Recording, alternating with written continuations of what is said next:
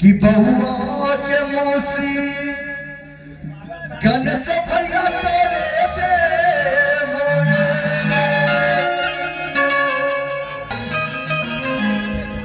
लड्डू भाई एक ढोलक लिख के एकर मैंजू दे हमर कथि दिखा वाला छे बतबै छी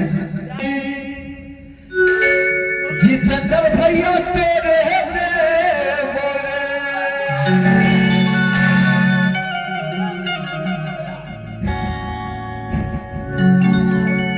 कि बबुआ के मौसी हे कृष्णा भैया तोरे दे मोरे। कि कृष्णा भैया बउआ के मौसी लिपस्टिक लगबे 2000 वाला। कि तोहर नालो बिकतोरे कि कृष्णा भैया बउआ के मौसी लिपस्टिक लगबे 2000 वाला। तोहर नालो बिकतोरे बउआ के मौसी लगबे भैया तोरे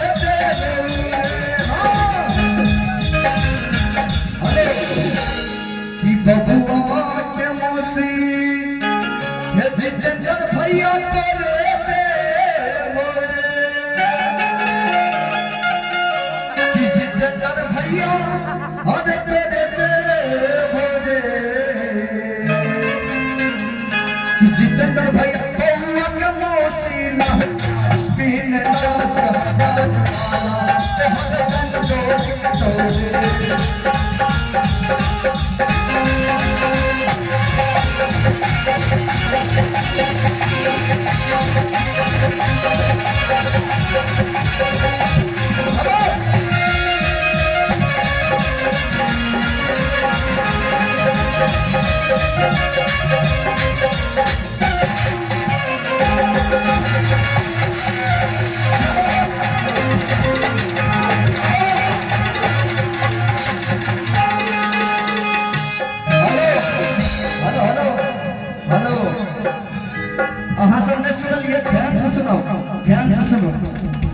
कि जितेंद्र भैया अरे बउआ के मौसी लहंगा पिन्हे 10,000 वाला।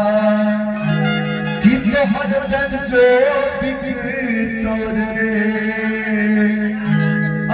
कि जितेंद्र भैया तोहर के मौसी पिन्हे 10,000 वाला।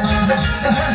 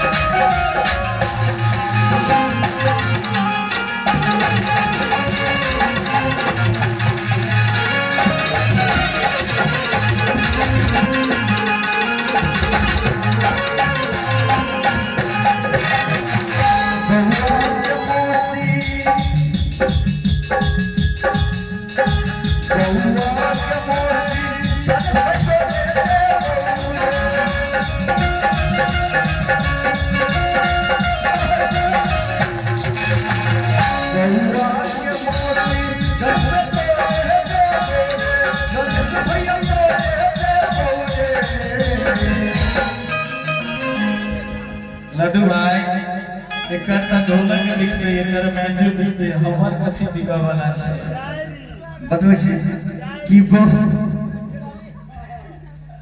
कि बहुआ के मौसी गन से भैया तेरे दे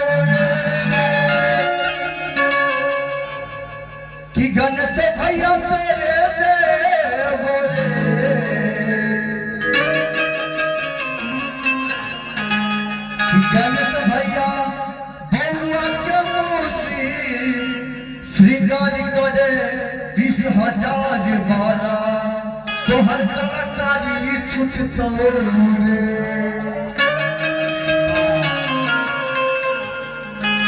तो एहन शिकार में तो हम कलाकारी कथी न करे ले जा पूरा महीने सब कह देने रू हम बड़ी जी इंसान छी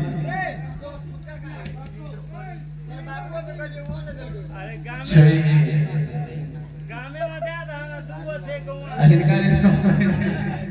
और गाँव के लोग कि बहुआ के मौसी बिसलवा तोरे पे बोले हे लक्ष्मी ओही के दे भयो एक आदमी और छूटैया लाल के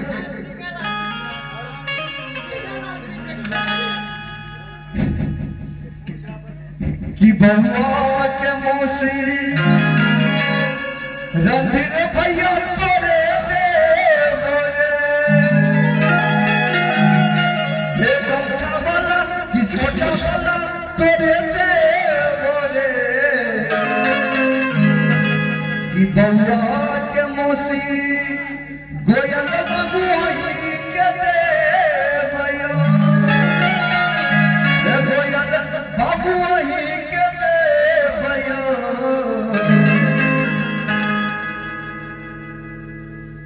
कि गोयल बाबू बउआ के मौसी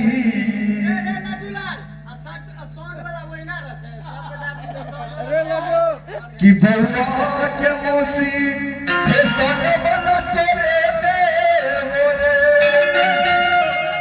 कि बाजा वाला तेरे दे एक आदमी और छूट गए कि बउआ के मौसी हे केसियो वाला तेरे दे मोरे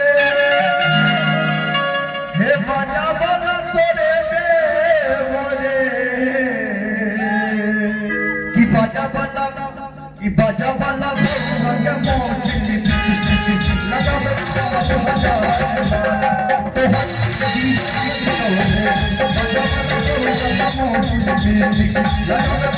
बाजा वाला मौसी लगा